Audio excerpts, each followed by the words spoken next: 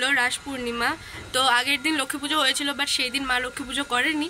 আজকে রাস পূর্ণিমায় ছোট্ট করে মা একটু লক্ষ্মী পুজো করছে, আর আজকে আমার 2 জায়গায় ইনভিটেশনও আছে। তো সেই জন্য ভাবলাম, কারণ আজকের দিনটা তোমাদের সাথে শেয়ার করি। দিনটা শেয়ার করি বললে ভুল হবে, কারণ সকাল থেকে ভিডিও করিনি, কারণ পড়ানো ছিল।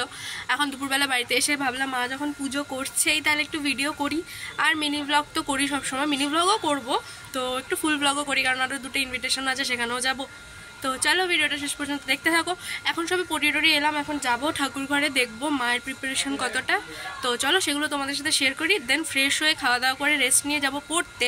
পড়ে এসে তারপরে যাবো 2টো বাড়িতে ইনভিটেশন আছে সেখানে। চলো।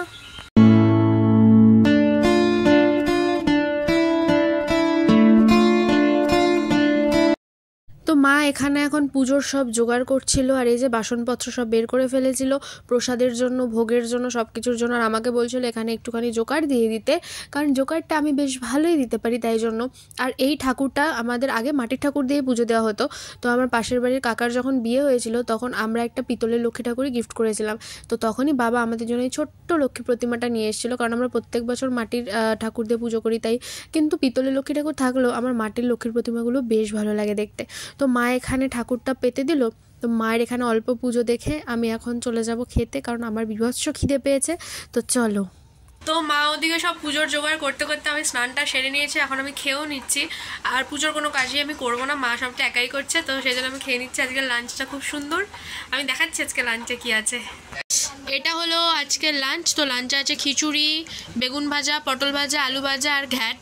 তো এটা তো ফেভারিট, যাই হোক। তো আজকে পুজোর জন্য এরকম মেনু হয়েছে, যেহেতু বাড়িতে পুজো হচ্ছে, মানে ছোটোখাটো করে পুজো হচ্ছে, হ্যাবক কোনো পুজো হচ্ছে না।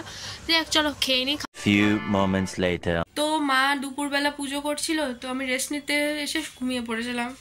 তো এখন পড়ার থেকে চলে এসেছি, এখন পড়ার থেকে এসে এখন যাব, রেডি হয়ে নিলাম।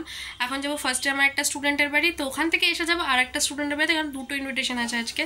তো চলো যাই, আর ওদের বাড়ির পুজোগুলো তোমাদের সাথে শেয়ার করি। তো চলো, আজকে এখন যেই বাড়িটাতে যাবো সেখানে আমি আর ভাই যাবো, দেন আবার বাড়ি আসবো, এসে মাকে নিয়ে আর একটা বাড়িতে যাবো। চলো। এইটা হচ্ছে আমার সব থেকে ছোট্ট স্টুডেন্টের বাড়ি। বাড়িটা এত সুন্দর করে দিদি লাইটিং দিয়ে সাজিয়েছে, অনেকদিন ধরে লাইটিং দিয়ে সাজানো ছিল, তবে আজকে বাড়িটা একটু বেশি ভালো লাগছিলো। আর এসে দেখলাম পুজো তো হয়েই গেছে অনেকক্ষণ আগে, আমি অনেকটা লেট করে ফেলেছি। আমাকে বারবার ফোন করছিল, কিন্তু আমার যেহেতু পড়া ছিল সেহেতু আমি লেট করে এসেছি।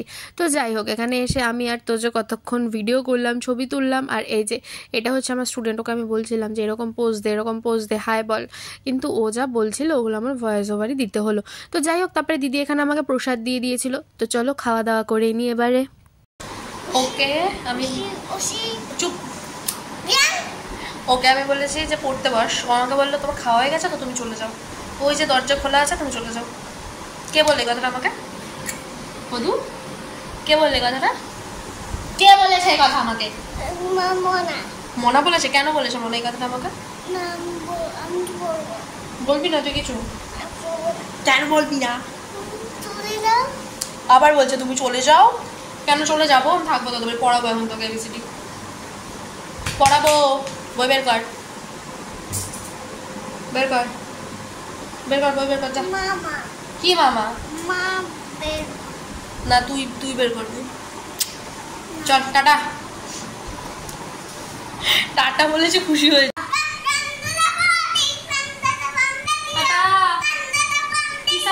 কিসাতে চলে যাবো, কিসাতে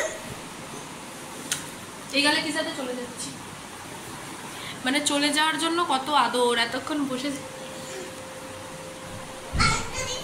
টাটা টাটা।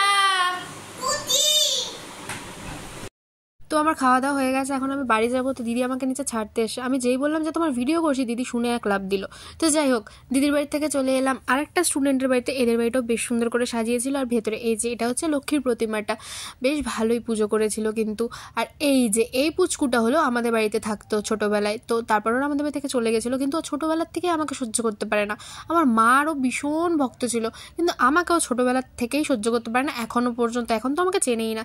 তো যাই হোক, মা আর ভাই এখানে খেতে বসে পড়েছিল, আমি যেহেতু দিদি বাড়ি থেকে খেয়ে এসি তাই আমি আর খাবো না। দাঁড়াও তোমাদেরকে দেখাই যে এটা কোন স্টুডেন্টের বাড়ির পুজো। কেমন লাগছে আজকে পুজোতে সারাদিন? ভালো। কি করলি সারাদিন? সারাদিন খেলেছি। খেলেছিস? মিথ্যে কথা বলবি না, আমি কিন্তু রিপোর্ট খুব বাজে পেয়েছি যে তুই সারাদিন বলে এখানে ওখানে ভটকে বেরিয়েছিস, দুপুরে ঘুমাতে চাসনি, খুব জোর করে তোকে ঘুম পাড়ানো হয়েছে, সত্যি কথা বল। কেন? আর এটা হলো আমার বৌদি, মানে আমার স্টুডেন্টটার মা, যে কিনা আমাকে খুব ভালোবাসে। আর এখানে আমি শেষবারের মতন প্রতিমাটা দর্শন করে চলে যাচ্ছিলাম বাড়ির দিকে। তো চলো ভিডিওটা এখানে এন্ড করছি, কেমন লাগলো কমেন্ট করে জানিও। চলো সবাই ভালো থেকো, সুস্থ থেকো, টাটা।